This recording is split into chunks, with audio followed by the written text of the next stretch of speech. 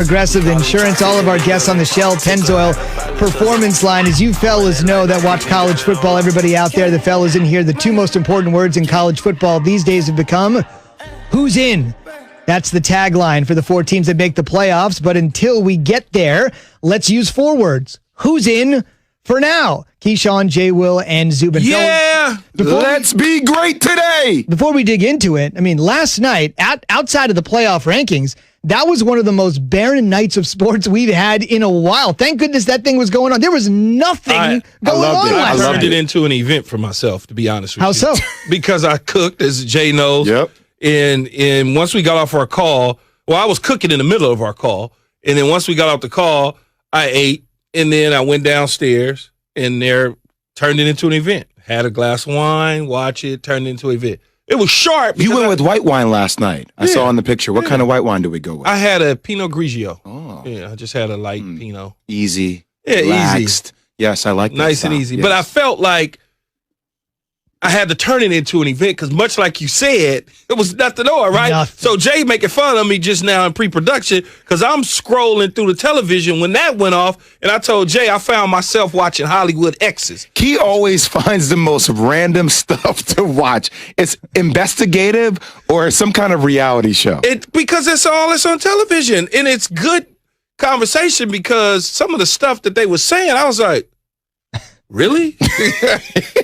Where was I at when all this was going on? We got to get you on the app. Start watching some 30 for 30s or something like that, man. I watch them, but I've probably seen a lot of them, so Yeah. I don't want to see them again. But yeah, you're right about that though, Zubin. It was like sportless, nothing. You know me, Zubin. I was hot last night.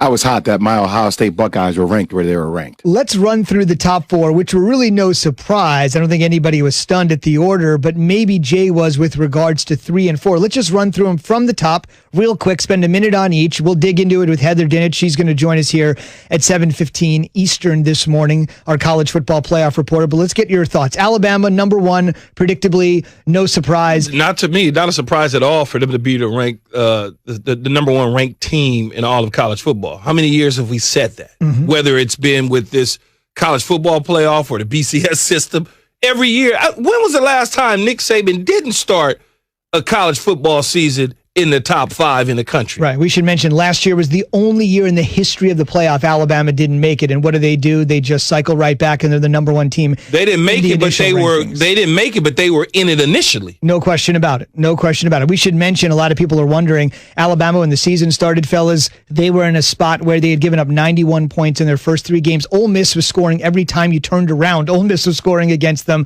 but they have really tightened up. They've allowed just 20 points in their last 3 games, including pitching a shutout. So their biggest weakness has been solved, and they look like one of the most complete teams Nick Saban's ever had. I mean, Nick Saban said it himself personally that this is the best team he's ever had. And Key said it during our pre-production meeting.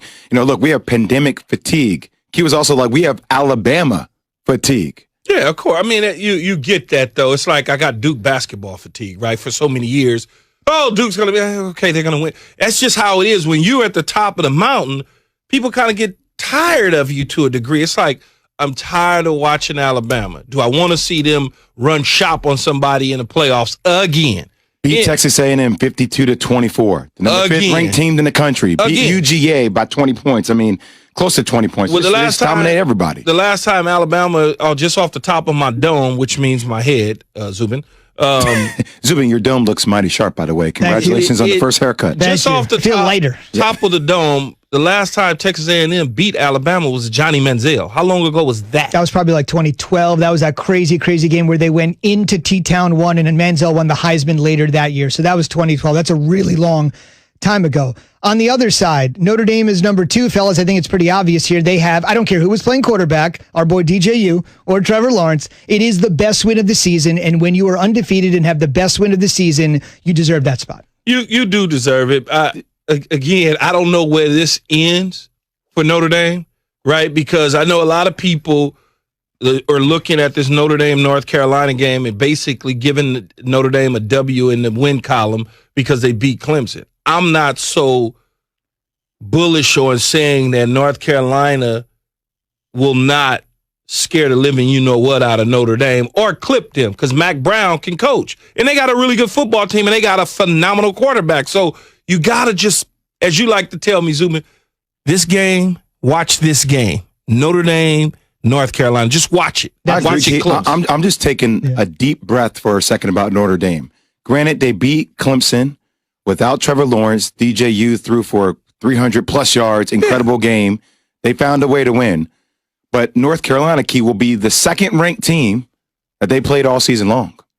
Well, so, I mean, I'm just saying, second-ranked team that they're playing this week. I get it. You play who's in front of you. I understand. And Notre Dame does deserve to be, because in my opinion, whether Trevor Lawrence played or not, that particular day, that particular night was Notre Dame's. Notre Dame was destined to win that game because for whatever reasons, it was like set up for them to win, right? It was one of those deals. Hey, Notre Dame, 1 minute, they were not going to have any fans in the stands. And then the next minute, right, Zubin? Right. I was like, because when Coach Kelly was on with us originally, prior to the game, he said there was not going to be any fans in the stands. And then when I looked at it on the game, on the television, I was like, I thought there was no fans in the stands, but they let the students in. So I understand that.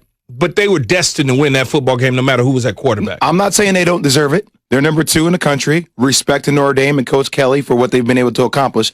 I'm just saying I'm taking a deep breath. No, I understand. They're ranked number 2, but they may not be the best number 2 team in the country. Fair enough. That's the deal at this point. Notre Dame, North Carolina, by the way, on your local ABC station, Saturday, 3:30 Eastern. And as Key said, watch out for North Carolina quarterback Sam Howell. All the attention on Ian Book, but Sam Howell flipped from Florida State, and he has flipped the fortunes of the Tar Heels. Now it gets interesting. At number 3, Jay, you ready for this? Here comes one-loss Clemson ahead of the undefeated Ohio State Buckeyes. Before I get your thoughts on this, here's the reasoning of the guy that counts the most, Gary Barta.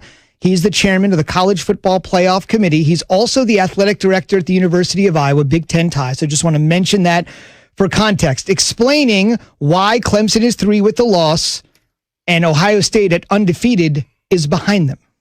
Well, the discussion, starting with Clemson, they've really dominated every team that they've played against, other than, of course, the number 2 team in Notre Dame, and they were short. They didn't have Trevor Lawrence. They didn't have some of their best defenders. But they've got a solid win against a Miami, 10th-ranked Miami team. And at the end of the day, the committee just decided that Clemson deserved that number 3 slot. What do you think, Jay? This is my frustration with the committee. It's so subjective. And I heard Joey Galloway talk about this. Everybody on the committee now is watching tape and they're dissecting who they think is a better team. But Zubin, it almost feels as if the committee is holding it against the Big Ten for what happened with them getting a late start, them not playing as many games, Key. Now, the Big Ten, Ohio State's only played 4 games.